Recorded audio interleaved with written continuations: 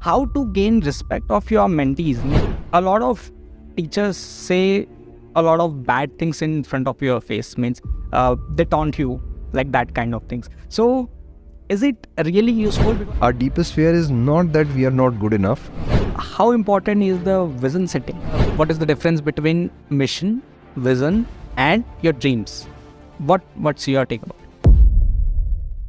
Yeah, hi. So yesterday we watched a very nice movie named Coach Carter, and we found that that movie is very nice movie for coaches. Coaches can learn a lot of things from that movie. So we have Jitesh sir today with us, and I want to discuss few points about that movie because it's really great.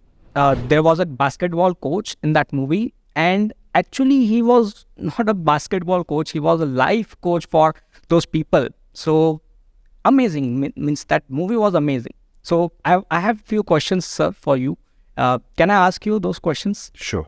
So basically in that movie what happened was there's a coach who is hired for a team, and these are a bunch of hooligans, and these hooligans need to be trained on basketball, but they are not ready to get trained. So this is one of the toughest, I would say, coaches or students are those people, and how Coach Carter makes them almost win a state tournament of their state. So yeah, that's an amazing movie, and we can definitely learn a lot of things. We can start with your question. Yeah, so with reference with that movie, I have a question for you, that how to gain respect of your mentees. Means you cannot just go into that zone and just say whatever you want to say. So how do you gain that respect? Yeah, correct. So give respect to get respect. So that was done in Coach Carter movie. That was the best thing I really liked about that is he went and addressed everyone as sir in the beginning. These were all kids, 17, 18, 19-year-old kids, maybe younger than them. And he was around 40, 45. And he used to go and, say, you are a sir for me. You are a sir for me. And I will call you sir till the time you don't lose your respect, because I want to give you that respect. So basically he gave the respect to get the respect. So that's what we should also do, is give a lot of respect to our students, because every student, every coachee needs that respect, because being coachable is tougher than to be a coach. But don't you think that if we will give them too much of respect, then also it will be a problem? Respect is a very subjective word. Yeah, excess of everything is bad, first of all. Giving too much respect is not bad at all. If you're giving respect to the right things, and if the right things are taking that person to the right direction, then the respect is absolutely fine. What's bad in that? But yes, if that thing is not taking that person in the right direction, then that has to cut short. We have to cut short that as a coach. Okay. My next question is related to that only. Means, do you have to explain everything, like, means these are my set of rules and you have to follow everything, or there are few things, means few standard which you don't have to explain? Is there anything? Yeah. So explain. You have to explain everything, but you don't have to explain in a fashion that you have to explain that they should do it. You don't have to convince them for few things. Few things are just black and white. You have to do it. Like in our company, what we have is the code of honor. So we have to follow that. You can't skip that. So that's what, in the movie also, what he did was he had contracts with everyone that you have to attend all the classes. You have to sit in the first row. You have to maintain a 2.5, 2.3 grade, something like that he had. So those are non-negotiables. That's actually a non-negotiable. So you should always set an expectation as what is negotiable, what is non-negotiable. So anything which is not mentioned there is negotiable.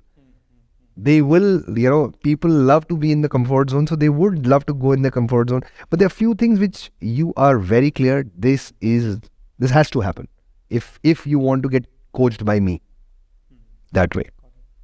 And a lot of teachers say a lot of bad things in front of your face, means they taunt you, like that kind of things. So is it really useful? Because Coach Carter was also that kind of teacher. He used to taunt in front of their faces. Tumse na ho payega type. Yeah. So is it really absolutely. So yeah, that's called negative motivation in coaching, and we definitely use it sometimes, where you feel that this person, if I say this, he will be able to do that. If I don't say this, he'll not do it. But if you challenge that person, like I used it with few of my coaches, and it worked very, very well.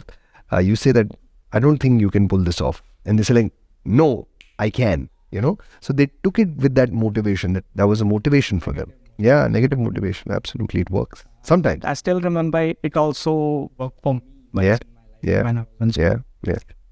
Okay, so there was one more point, like what I experienced in that movie, that every coach is a life coach. That coach Carter was actually their basketball coach, but still he was thinking about their life. Like if they don't go to college, then there is a very high probability that they will go to jail. So in that way, I think that every coach is a life coach. What do you think about this? Yeah, absolutely. If you're talking about coaching and if you're talking about holistic development of people, life is a part of it. The mindset, it's actually the mindset. If you see, Coach Carter is working on the mindset of people. And if the mind is set, then they can play any sport very well. So you have to work on the mindset of people. And when you say the mindset, if the mindset is working for basketball, it will work for life as well, because the mind is set in the right direction. So basically it's not life, it's the mindset. And from the right mindset comes good basketball. From the right mindset comes good decisions. It could be life decisions, it could be basketball decisions, it could be business decisions, any decision. It's the mindset which Coach Carter was playing with. And yeah, he was good at it. So there was one more point in the movie when the student said that our deepest fear is that we are powerful beyond measure. So what he really meant in that point, because we together watched that movie and I have this question. So are we having the fear of success or something? Our deepest fear is not that we are not good enough. Our deepest fear is we are powerful beyond measure and we don't want to show that to people. That's the full sentence, what he meant. Because once you show your Virat Swarup to people, they get intimidated. You can't be the part of society then. Why is it so? Because people don't like that. People like people who are like them. Just like they did with Coach Carter. Yeah. In Coach Carter movie, Coach Carter was almost demeaned by the people around him, because Coach Carter had a mind. Even in the movie, if you see, the principal said that, why are you taking basketball away from them? Because this is going to be the highlight of their life. Coach Carter said, okay, this is the problem. You think that the basketball is the biggest thing in their life, and winning this little school tournament will be the best thing of their years, because nothing great can happen in their future. Such a sad way of thinking that. And Coach Carter said, okay, that is the problem. The people, yeah, that's the real problem. The principal herself was thinking that इनसे ज़्यादा कुछ वैसे भी नहीं होने वाला, तो basketball तो खेलने दो यार. But she didn't say that directly. So, but Coach Carter had that a very different way, that they will do good in their life, they will grow, and for that, you have to give that opportunity, you have to give that mindset to them. Because if you show that light to people, they will not accept you. And if they don't accept you, we are social beings. We human beings are social beings. So we will cut जाएंगे हम societies. और cut जाएंगे वो किसी को अच्छा नहीं लगता. So that's actually fear of success. I hope that connects. Yeah, got it. Okay, there is one more point, that how important is the vision setting? Means in any business, or especially in coaching business, because in Coach Carter also he had a very big vision. So in that movie, I think he couldn't very clearly state his vision. That's why he faced so many challenges. I believe that. In media he got Yeah. He was very cut to cut with his sharing. So yeah, vision sharing is very, very important. Vision setting is very, very important. So first you set the vision and then you share the vision. So first you need to be very clear what you want. And from that comes the intention. And from the intention comes the right actions. So action, what we are thinking is like action is important or intention is important. The intention is important, and sometimes the actions will be misinterpreted.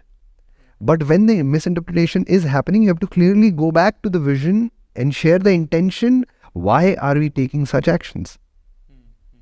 That will get more clarity in people, and that's what leaders have to do as coaches, as leaders, as teachers, as politicians, as businessmen. We all have to again and again share our vision. For that, we have to set it. We have to have a very vivid vision. This is what we want after 3 years, 5 years, 10 years. पीना colada बीच पे बैठ के पीना थोड़ी leadership. अगर आप वो करेंगे तो वो लोग भी वही करने वाले आगे जाके, जो आपके साथ काम कर रहे हैं, कि अच्छा ये लेवल पे आके ये करते हैं। Yeah, your mentees, your coaches. True. So you have to set that vision, and vision से आता है intention, intention से आते हैं actions, और actions के पीछे के reasons. क्योंकि एंड ऑफ द डे हर दिन आपसे ये क्यों कर रहे हैं, हम ये क्यों कर रहे हैं, टीम में पूछते हैं ना ये क्यों, ऐसा क्यों, ऐसा क्यों, क्यों, तो क्यों का जवाब देना ही तो लीडर का काम है. And coach Carter almost did everywhere he did the same thing, but this one thing what I think, just because it's a movie or whatever, I don't know, it's a movie absolutely based on a true incidents, but I think he could have been more clear with his vision. Maybe it was an era where there was less of technology. He couldn't record a video, he couldn't give a speech or whatever. Today social media है तो वो कर सकते थे. उस समय ऐसा नहीं सोच पाए, उतने हेट मिलता, हाँ कम हेट मिलता, कम हेट मिलता, कि उनको समझ में आ रहा है इंटेंशन क्या है उनका करने का. Absolutely. Okay, so I got this answer for vision, and I have one more question. Is it more important to convey your vision or to sell your product? Means which is more easy and which is more important according to you? Selling your product using a smart strategy, which is working right now, is a flash in the pan. होगा, चला जाएगा. You'll take some good strategy and people may buy your product. And absolutely, it's easier to sell your product. It's much more difficult to sell your vision. And in coaches' cases, we always say that in your webinars, in your sessions, you share your vision, you share your mission. And when you're doing a webinar or a product or a Zoom call, that's your product, isn't it? That's your product. So for coaches, it is very, very similar. There's not much different. You're sharing your vision, you're sharing your mission in your webinars, in your courses, again and again. Why? Because people connect to the vision. People connect to the vision. People connect to the mission. Product is a part of it. Yeah. And due to that vision, because of your vision is clear, that's why the product is bought. Yeah, that's why the product is bought. उन्होंने सोच समझ के बनाया होगा. सोच समझ के बनाया हुआ है. उस विजन और उस मिशन से जो कनेक्ट कर रहा है वो प्रोडक्ट ले रहा है, क्योंकि आप उस जर्नी में उससे थोड़े आगे हैं और आपने वो प्रोडक्ट बना लिया है. I'm speaking about coaching. Obviously, it will be applicable in other businesses as well, but majorly in coaching. You've already made that product which they want to reach to that vision, because their vision and mission is also similar. That's why they connect with you. Otherwise, they are not your coaches. They're just participants, or they're just audience. But those people who have already invested in you are those people who actually buy your vision consciously, subconsciously. Yeah. They can feel that connect with you. They can feel that connect with you. That's why they are there with you in your community. Got it. There is one more question, like what is the difference between mission, vision and your dreams? What's your take about it? Dreams are random. Okay. They're just random. They just give you some motivation. ये मेरा सपना है, ये मुझे करना है बातों में. It is more of that. It is just giving you some motivation, what I would say. It is good to have dreams, to run behind them, to chase them. It's good. Vision is more structured. Vision is more structured, and mission is majorly for the world. You're on a mission to help people. Like my mission is, I want to help 1 lakh coaches who are unbreakable and they will live a life of abundance, reach to 6 to 7 to 8 figure of business, and feel the abundance and prosperity with great student satisfaction. Now this is my mission, which is for the world. That what dent we gonna create in the world. That's mission. Vision, what I believe, is how you want your company to be. Okay. I got an opportunity. I could easily make 1 crore by collaborating with someone doing video sales. I said no. Why? Because I didn't want to be a video sales specialist for the next 5 years. Your vision helps you to take right decisions. And end of the day, you have to live a very happy life. If you have a vision, you will live a very happy and content and peace of mind wali life. Yeah. Otherwise, you will live a life that you are a chidiya in a golden cage. Yeah, understanding it. Yeah. Yeah.